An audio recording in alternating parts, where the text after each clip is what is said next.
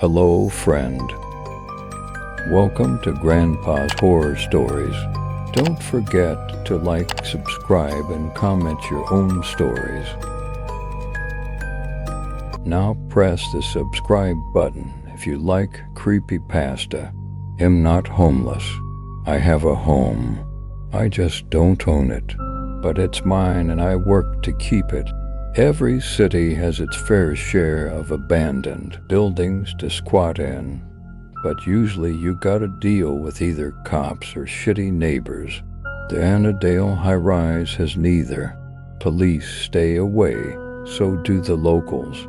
As a stranger from out of town, I stumbled across the place on my first night in the city and thought it a little strange that a 28-story tower block had been left to rot.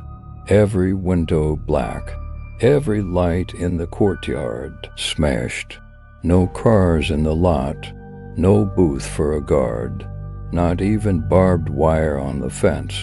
Barely half a mile from a playground filled with shouting drunken teenagers, but none of them strayed in the direction of Annadale.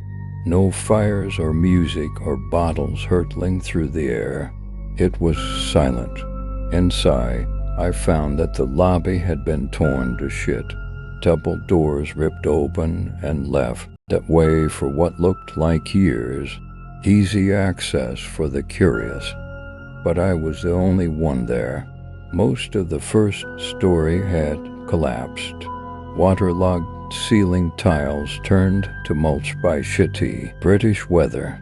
I know water is invasive, but it had practically fucking colonized the place so bad algae was growing up the walls. Even the elevator shaft was flooded. My own reflection looking back at me as I peered through brackish water and caught a glimpse of the old rusted carriage just a few feet below.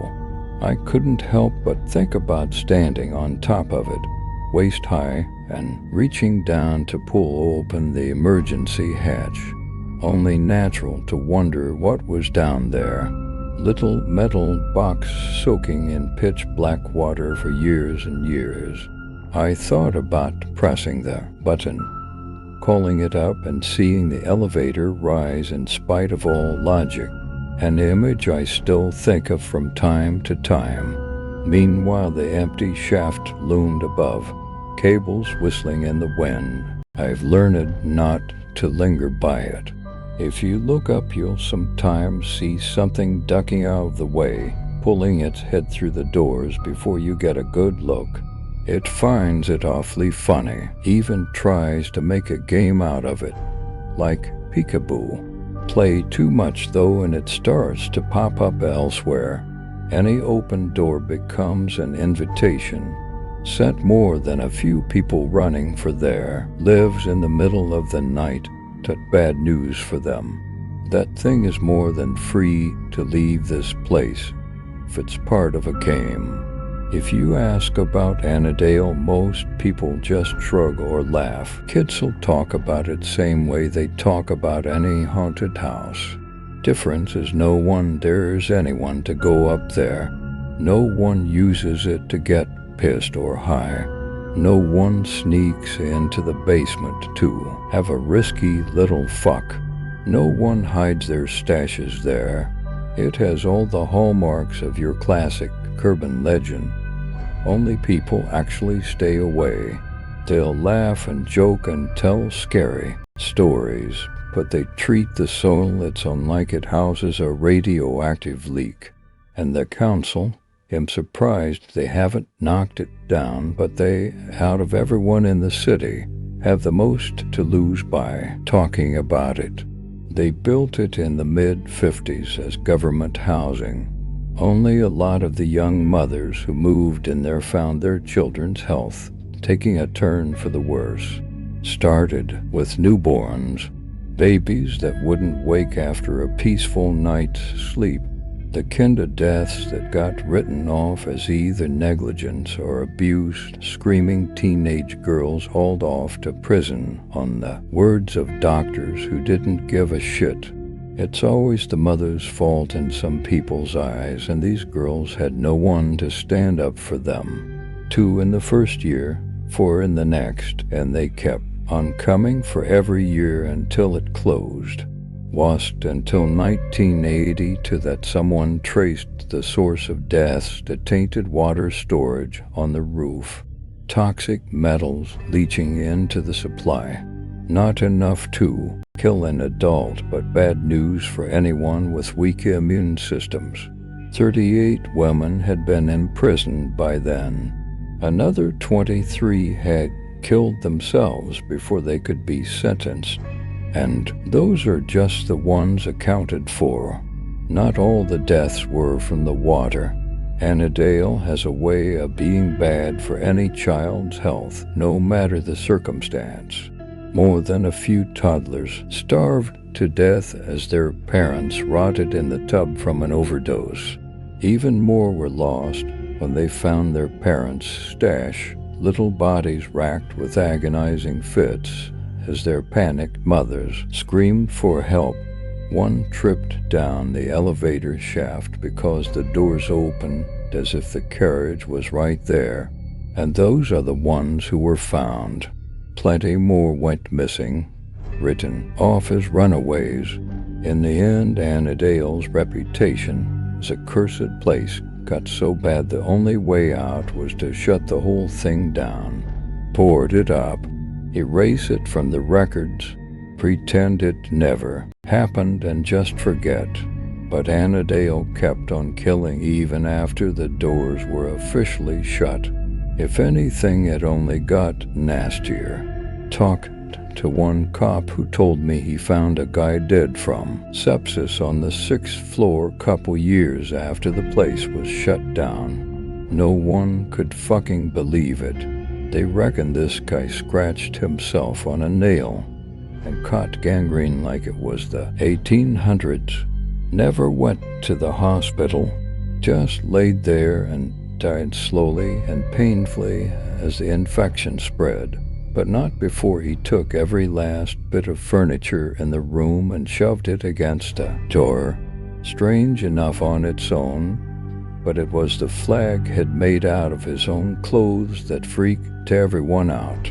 He'd scrawled help on it, like he wanted to get someone's attention down below even, though the lock was on his side.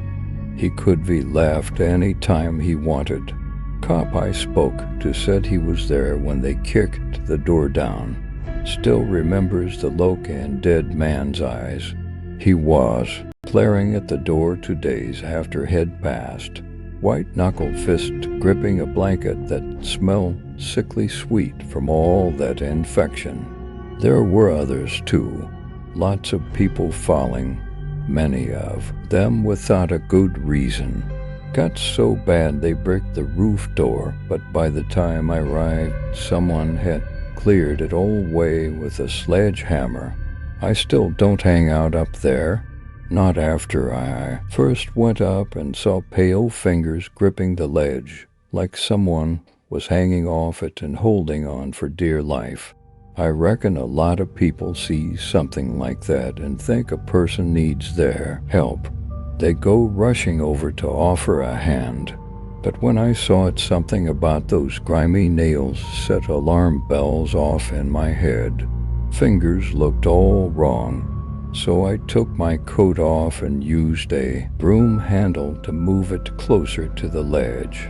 Sure enough, those ugly hands snatched at the coat and ripped it out of my hands, sending it hurtling to the parking lot below. I thought about taking a closer look from time to time, but I got a thing about heights and could never bring myself to investigate it much further. You'd think I'd leave, but it's my home.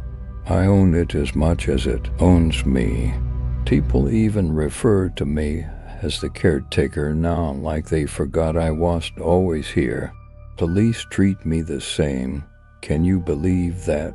Any reports of a break-in and they call me on my number to go take a look, like I'm some sort of official. Only other guy who was here as long as me was the philosopher. I don't know his name, just call him that because of the books he left behind. He came here back when the block was still just a place to live, and he stuck around for a few years after its closure. Lots of notebooks in his flat, thousands of pages talking about child sacrifice made to gods who don't like being named, along with pictures of strange things frozen in ice and medical photos that look fake. At first I thought he came to document the curse. He has dozens of books just recording all the strange things he saw, like birds with too many wings or milk that turned to clotted blood in the bottle. But after going through everything he owned, I found letters to a wife who died in childbirth. He kept her death certificate way at the back of an old-looking box filled with the letters he'd kept writing her long after the date. Another box, just a row over, had the letters she'd written back. Awful things scrawled on random scraps, shit and blood for ink. He dated them himself and sometimes wrote notes about how they came to him.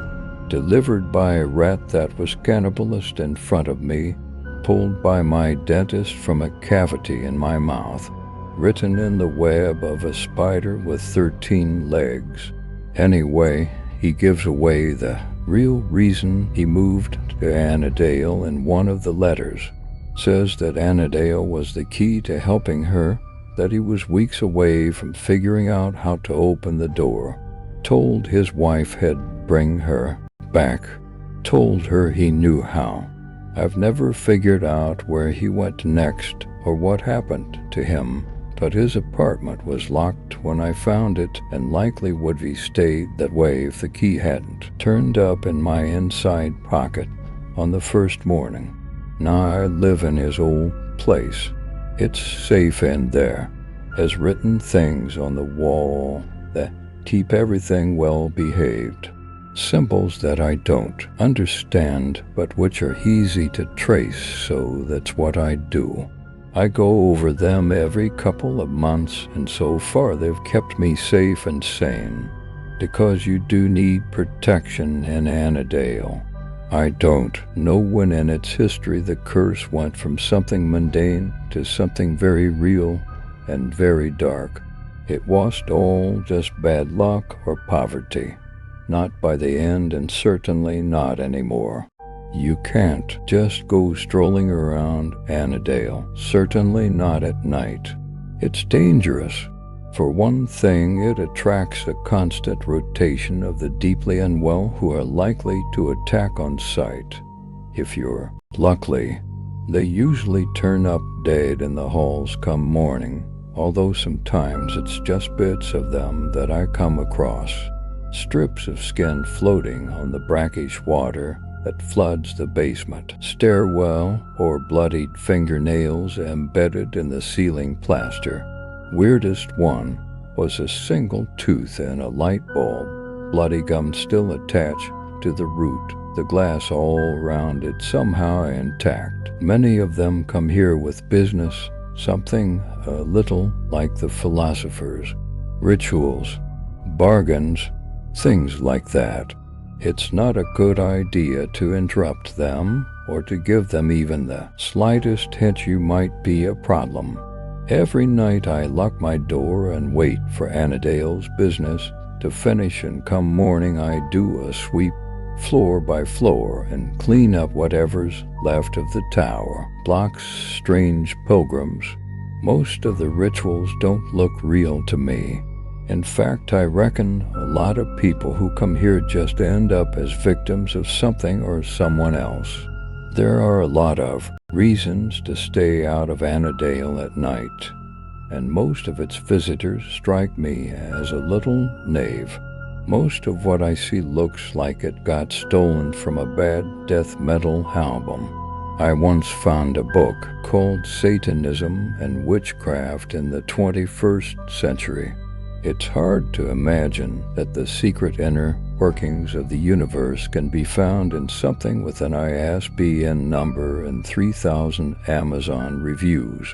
Of course, not all attempts at exploiting Annadale's energy are so hackneyed. I had one guy turn up at my door and pay me $3,000 in cash just to show him the darkest corner in the building. I wasn't sure what he meant at first. Thought he meant light and shadow. Sort of, he replied when I explained this to him. Darkness like that can be part of it, but him looking for a corner has to be a right angle or more acute. Ideally, more acute. You understand that term, right? It seemed arrogant, and that last sentence confirmed as much.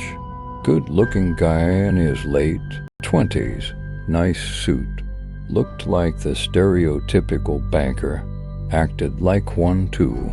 Plenty of places like that, I said. Lots of funny rooms in Annadale. People trying to make the most of limited space. Sometimes the walls meet at tight angles, sure, but I don't know what you mean about dark. There's the basement. It's flooded. Can't think of anywhere darker than that. He bit his lip and hesitated for a second or two, as if he was actually contemplating it. Not a bad suggestion, actually, but no, too difficult to reach. And I don't just mean dark as in the absence of light. I mean dark like under the bed. Dark like that one chip in a wall that leads to a hollow space between the bricks, and as a child you can't help but wonder what lives there. Somewhere that just inexplicably feels like it's not got as much of God's attention on it as everywhere else. I thought about this for a second. His words were vague, but damn if I didn't know what he meant. A corner? I asked. Has to be an acute corner? He nodded. I think I know the place, I said, and he smiled like real creep. I took him to a flat on the 8th floor. It was run down like everywhere else, but there was still enough of its old furniture lying around. You can pull open random drawers in there and still see the cutlery people once used. There's even an old analog TV on an old stand. You can perch on what's left of the sofa and stare at that TV and get the feeling you knew the people who lived there once. Run your thumb over the dials on the toaster, the handle of the fridge, toward the yellowing plastic of a light switch, and feel an aching loss that creeps up on you out of nowhere. Look up and you'll see that the light fixture has been torn out of the ceiling, like someone had tried swinging from it. Not a big place, by the way. 3 rooms. A bedroom with a double bed all rumpled up, a living room/kitchen, and a tiny little spare room that looked like it once would have been used for storage, or a washing machine maybe, if you were single and childless. A slither of space, a triangle carved out of whatever room was, left over when other more important walls had been put up. That sofa I mentioned, the TV, they were all placed so whoever was Saturday down could always keep an eye on that room and its contents. You see, they'd put a cot inside and it's still there, bluebottle flies circling overhead. You can't see inside the cot, not unless you went in and actually pulled the blankets out, but it's been decades and no one has managed it yet. It's dark behind those old blankets, a heavy shadow that dissuades a closer look, like there's something in there no one needs to see, and it's spent a long time sat there, eating what little light there was. Even with a window in that room, daylight doesn't really filter down. Perfect, the businessman said when he saw it. He gazed around the flat, one detail at a Time, his head pausing for a moment and the smile creeping across his face as he laid his eyes on the broken light fixture, and the cot, the sight of it, the flies that still circled above faded Winnie the Pooh blankets. It made the breath catch in his throat. "Oh, this is good," he told me. "Dark like under the bed. You've earned that money. I could have had a dozen men sweep this place, and they wouldn't have understood the brief as well as you have." "Thank you," I replied, even if that wasn't really how I felt. Quietly, the man sat down and began to unpack his leather satchel. No pentagrams to be found, although he did unpack 7 strange-looking candles. He caught me looking at them and smiled. "Homemade," he said, "each one shaped by my hands. Am not a good artist, but it's the effort that counts. Took forever to rend the wax. Of course, that was the easy part. The hard part was getting the fat to make it. Did you know there can be a surprisingly high level of security around a hospital's medical waste department?" "I didn't," I replied as he took out some flimsy bits of wood and a few small nails. He so carefully began to nail the splinters of wood together into what looked like random shapes. "Oh well," he sighed after a few quiet moments, his fingers nimbly gripping the tiny hammer as he tapped away. Already he'd put together at least 6 of the strange little wooden polygons, and with each new one I felt a strange sensation. "Would you like to stay and watch?" he asked. "Absolutely not," I answered. He stopped tapping and smiled once more.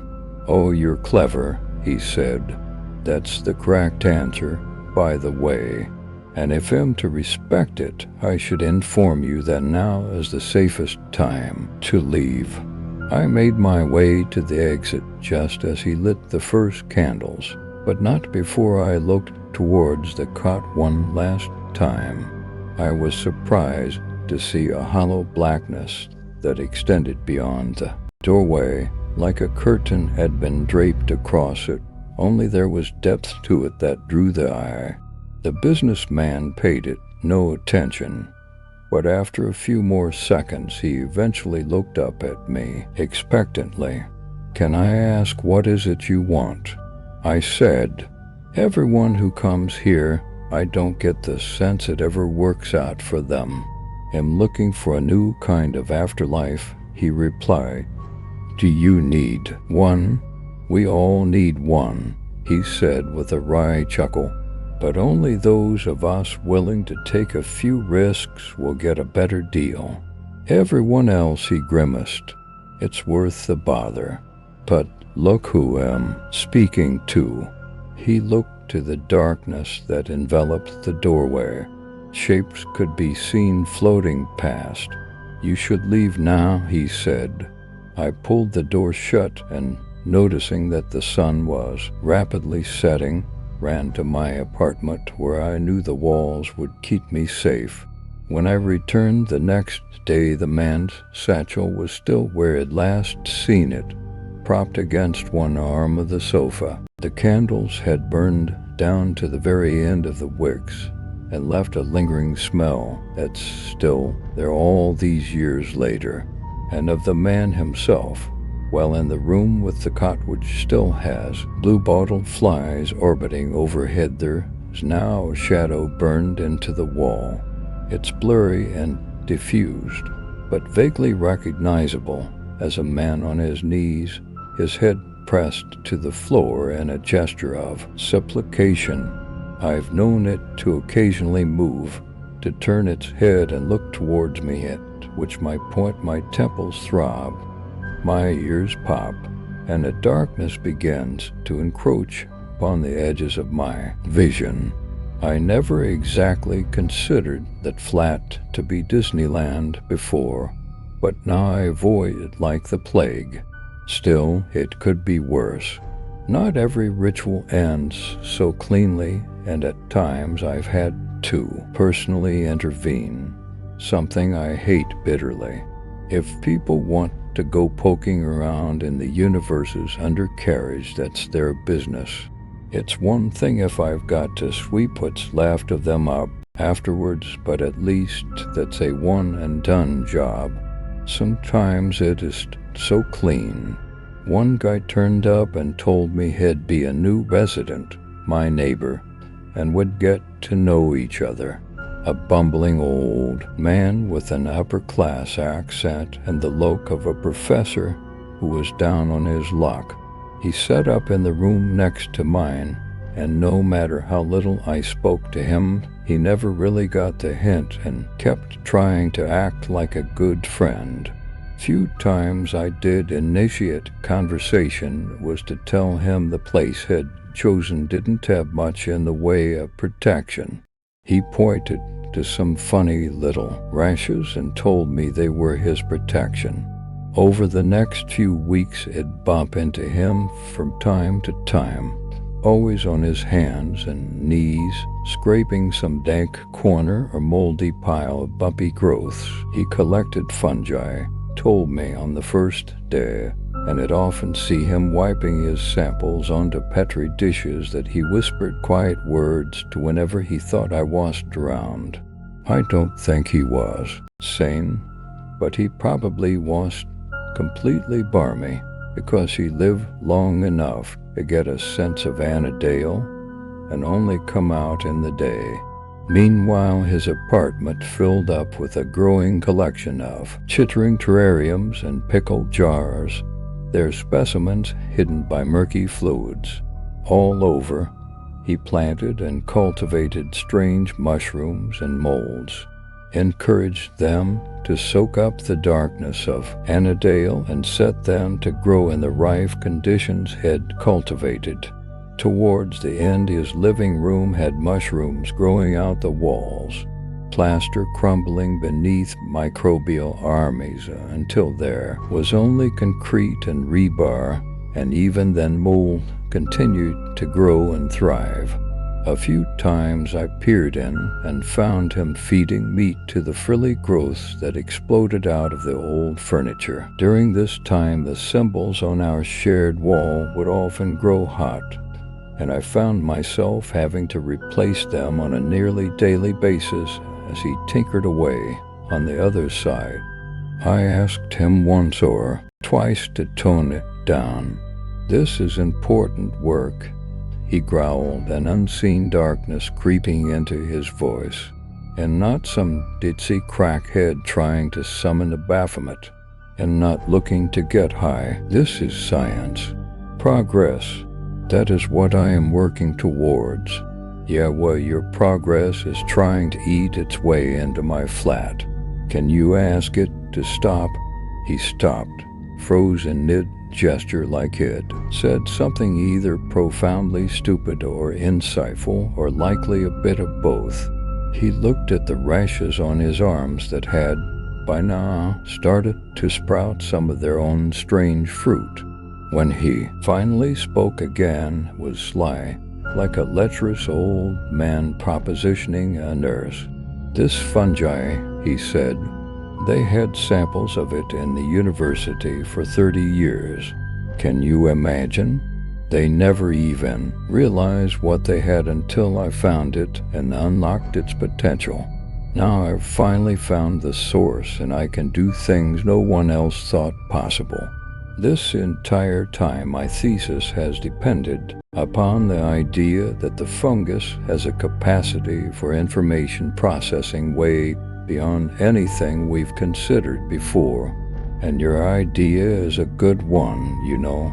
Asking it just might be an option." He scuttled off without another word, and for the next few days he sat about the building like a furious little honeybee in spring, poking and prodding, setting trap after trap and cleaning them vigorously of any rats or mice he caught. When I did my morning sweeps, I'd find him hovering over Annadale's latest victims, scraping what was left of them into transparent bags for his own purposes. "Don't mind me," he'd mutter. It's worthless to you, but these poor souls could help me achieve great things. This persisted for another month. He no longer scraped mold or mushrooms off old apartments. He became interested only in meat, and by the time it came to an end, I can say confidently that I have never smelled anything worse than the prickly musty odor that wafted out from under his locked door. It became so bad that I began to wonder if I might have to ask for police help and have him removed when, finally, he simply disappeared from Annadale's halls. One morning he was there, annoyingly shooing me out of the way as he lowered jars into the flooded basement. And then the next he was gone and Annadale's halls were silent once more. But that didn't mean he had moved out. Far from it, actually. It took 2 days before I decided to just go ahead and break his door down. I kicked at it with a short, sharp blow only to find my leg immediately disappeared through what that had the texture of sodden cardboard. I freed my foot and tried a different tactic, grabbing the handle and pulling so hard that it simply popped right out of the rancid wooden frame. Free to move, the door swung open with an eerie creak and fetid air, hot and damp, blew out of the room. Inside, I found that the man's specimens had gone wild. Terrariums had shattered, their contents spilling outwards. Frogs as large as footballs glared at me from behind free fronds, and insects with human eyes scuttled away before the amphibians could snatch them up.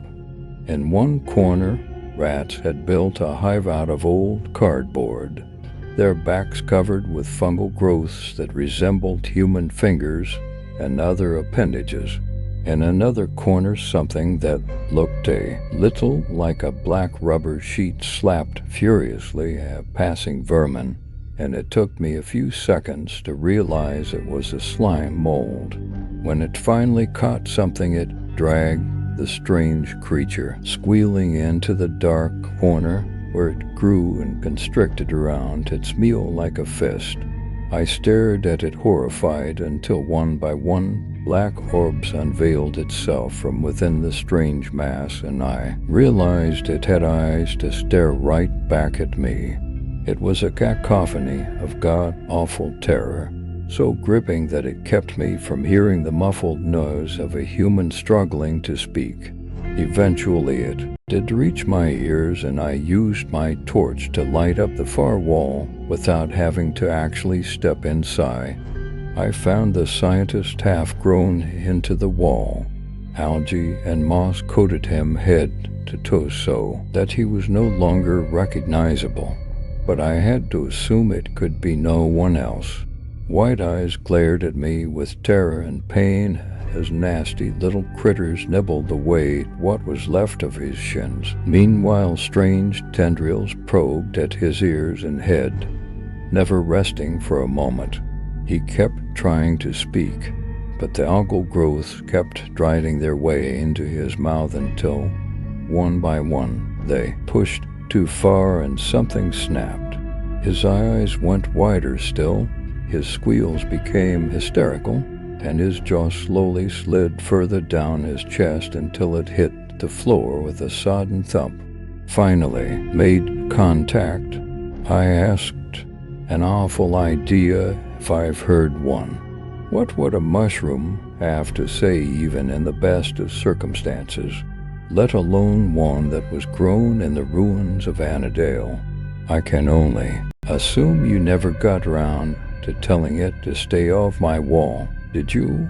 No, you probably had your own reason for doing all of this, and that's what took priority. That made me wonder what it was Ed asked for. As the thought entered my head, I took a quick look around and tried to see if anything particular stood out to me.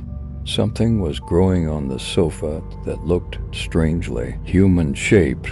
It might have been just my imagination, but in the dark it seemed to turn towards me. Meanwhile, the scientist continued to shiver in agony, his eyes focused on me and begging for help. "I'll see what I can do," I said before slamming the door. Something about that strange pile on the sofa had deeply unsettled me. I put the word out, asked for a gun, but got a crossbow instead. A few days later, a nervous-looking 16-year-old boy ferried to my door. I was surprised he had entered the building, but who knows how I'd ordered him to do so. I've acquired a strange sort of respect amongst the locals, and it comes in handy. This boy looked like he would have stamped on my head and robbed me blind any other day, but when he spoke to me he did so with more respect than I ever imagined I deserved. I thanked him, took the crossbow, spent an afternoon practicing with it, and then used it to kill the scientist the next morning.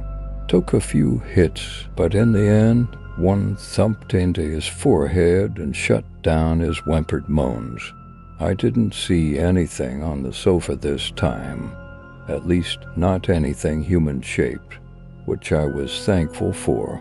After that, it was a simple case of calling the police and beginning a long chain of events that ended with half a dozen men in hazmat suits spraying the room with noxious chemicals.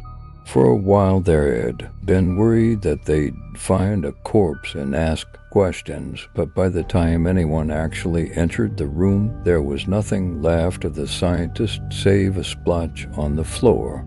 I never did figure out exactly what it was he was after, although it is not uncommon for my morning sweep to turn up a body or a part of covered in fungal growths, and I have been known to occasionally catch glimpses of a strange person lowering themselves into the floodwater of the elevator shaft. Of course, I might just be making connections that aren't really there. All sorts of things live in that water. The entire level is flooded, and if something was down there, it'd have free reign over quite a large space. It's a strange world down there. I should know on account of one visitor who gave me a very bad time. I'll call him the fisherman, since he came to Annadale because of the flooded basement. Saw a photo that's been circulating around for a while now, if you know where to look. God knows who took it and how, but it shows the flooded stairwell leading to the basement, and beneath the brackish surface is a hand that's all out of proportion. Fingers splayed with perfect symmetry, like a starfish. It is reaching up out of the depths and resting gently on the third step below the water. When I first met him, he was sitting happily with his feet over the edge of the flooded shaft, water up to his knees, with a rod and line set up beside him. It was quite a surprise at first, seeing him there with a little fly fishing hat. A chubby but healthy-looking man in his 40s with an egg mayo sandwich in one hand and a phone playing Candy Crush in the other. I called out to him as I approached because, in my experience, startling someone in Annadale is bad for your health, no matter how sane the visitor appears. He looked up when I caught his attention and smiled amiably. "Hello," he waved with his sandwich. "You are the caretaker?" "Yes, I am," I answered. "And you are?" "Just a tourist," he smiled. "Care to join me?" The sun had risen only moments ago. "You weren't here when it was dark, were you?" I asked, more than a little suspicious. "Oh, no, you've only just caught me. Been here barely 10 minutes before you showed up. I was told you'd be willing to help in exchange for a small fee." "What sort of help?" I asked. "Oh, just give me a nudge if any of the lines start moving," he said while pointing to a rod head set up beside the basement stairs. The door was propped open, and the line led down into the darkness below, water gently, lapping just out of sight. Another line had been set up in a corner of the lobby where the floor had been torn away, revealing a hole straight down into the basement. I can't keep an eye on them all at once, you see. I have bells ready, but, well, 2 heads are better than 1. What is it exactly you're hoping to catch down there? I asked. Are you familiar with the primordial ocean? He said. The absolute waters that God split into light and dark, all that. It's not a physical location per se, but it does connect to certain bodies of water depending on the time and place. Last recorded manifestation was in a glass of old whiskey underneath a forgotten bar in Mexico City. Some poor fellow knocked it over and didn't notice until the following day, when half the bar was suddenly underwater. Quickly rectified, but some of the things swimming in that water were something else, and all from at the bottom of a glass no wider than my wrist. Imagine what we can do with this, he said while gesturing at water by his feet. You think there could be fish alive down there? I asked. At least, he replied. He'd be willing to pay for any reliable information, of course. Do you have any idea what might be down there? Not really, I shrugged, but I'd guess it wants to be left alone. You might be right there, he said while looking at his other rods. I didn't exactly put down any old lure, you know. He reached into his pocket and took out a strange tuft of fur and ivory, holding it up for me to squint at. A tooth from a man who drowned in the sea. A drone collected it off a shipwreck near the Norwegian coast. The fur is actually red algae that was found growing on his bones. I have plenty of these and, well, other things that might appeal to what's on the other side. My research was thorough and expensive. Come on, take a seat. Flat fee, 1,000. Just sit here until the sun starts to set. I just have to sit, I asked, and let me know if you hear or see anything. I groaned and sat beside him, folding my legs instead of letting them dangle in the water below. Despite my reticence, we stayed like that for several hours. Ed brought lots of food, good homemade stuff, along with plenty of cold beer. We sat there and spoke very little, but we did eat and drink a tremendous amount. Not the kind of thing I do normally, but I was being paid to be there, and I didn't really have anywhere else to be. It was, all in told, a very pleasant afternoon, until I fell asleep. When I awoke, it was with a terrible gasp. My chest was tight like something had been sitting on it, and judging from the terrible giggling and scampering feet I heard running off into the darkness, it might not have been just a feeling. Already panic was setting in as my eyes darted to the open doors and saw that the moon was out and had been for hours. I fumbled for my torch and turning it on saw that there was no sign of the fisherman. All his stuff had been left behind, yet all that remained of him was his hat that still floated on the water. Even as I watched, a smooth, glistening shape curled beneath the water and plucked it off the surface. I recoiled and crawled away from it as fast as I could. This was bad. I knew deep in my heart had never been as at risk I was in that moment. The open doors that led outside were tempting, but just beside them were the stairs that led downwards, and I swore I could hear something approaching. I couldn't help but picture the fungal man had seen in the scientist's flat. Then again, that basement was huge, and who knows what lay down there. I decided to go for the stairs. The entire time my heart was in my chest. I had never been caught outside my room at night, not since my first night when I'd slept in the lobby with my coat pulled over me. You don't get lucky twice, not with Annadale, so I knew had to be careful. I had to be quiet. My only hope was to go unnoticed. I took to stealth, climbing each floor in perfect silence, hiding in well-known spots at the slightest hint of footsteps, human or otherwise. Annadale comes alive at night. Whispered mutterings from strange children who descend from air vents, living there for God knows how long. Other times I saw apparitions, including one, a toddler, the sight of whom made my stomach growl with an insatiable hunger that hurt just to contemplate. She stared at me with pleading eyes as I slunk away from her open door. I might have been tempted to help her were it not for the sight of the moon peering through her translucent image. And yet, despite all this, I somehow made it to the 14th floor alive. Only it was there right at the final hurdle, so close to safety, that I came across something out of my worst nightmare. A woman stood outside my apartment door, silent, pale, dirt-covered fingernails. It was all too often I'd open my door and find muddy impressions on the floor made by a woman's bare feet.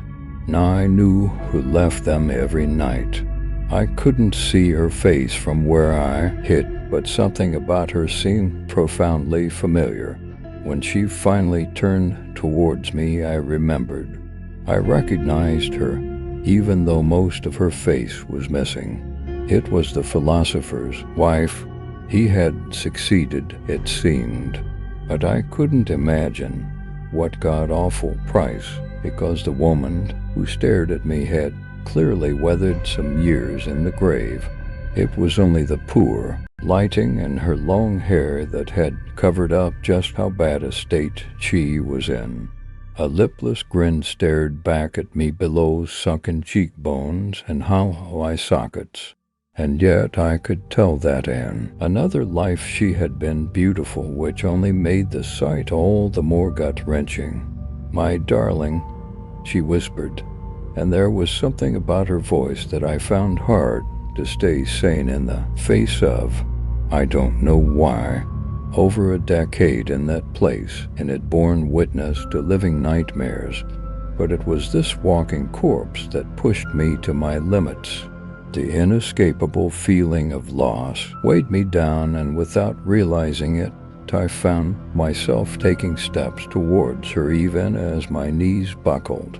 By the time I reached her, I was crawling until I could clutch her grimy, icy leg, and that was the last thing I remember before I woke up in my bed the following morning. Everything seemed normal, so completely mundane that I could be written the whole thing off as a bad nightmare. But there were footprints leading from my bed to the door, and later on I found the fisherman's things much as he left them, although when I finally reeled his lines and I found the lures gone and replaced with bits and pieces of the man who'd first set them up, I threw it all into the water below and decided it would be best to forget him. Every now and again, of course, I can't help but check my peephole at night. I never did before that, but now I do. I see her every single time. She looks sad. Hurts me to think of her out there. It ought to be terrifying, but it's more like someone's ripped out my stomach and heart and let all my insides fall out the bottom. Each time I see her, I wonder what exactly was it he did to bring her back. He leaves only one hint. A final letter, I think. It's not like he dated them. In it he says he would give everything to have her in his arms once more. Not only his life, but everything he has already lived. Every sunset, every good dream, every nightmare, every victory. Every loss, every little memory that makes him who he is, I'd give it all just to save her. Sometimes I wonder about him, figuring we'd probably be about the same age. I'd like to think back and imagine what it would have been like for the two of us to meet as young men. But for some reason, whenever I try to remember what my life was like before I came to this city, before I woke up with that coat pulled over me, well, I don't know, it's just hard, that's all. It's almost like there's nothing there, like something reached in and took all the years away. I guess it's just one of those things I'm better off not dwelling on.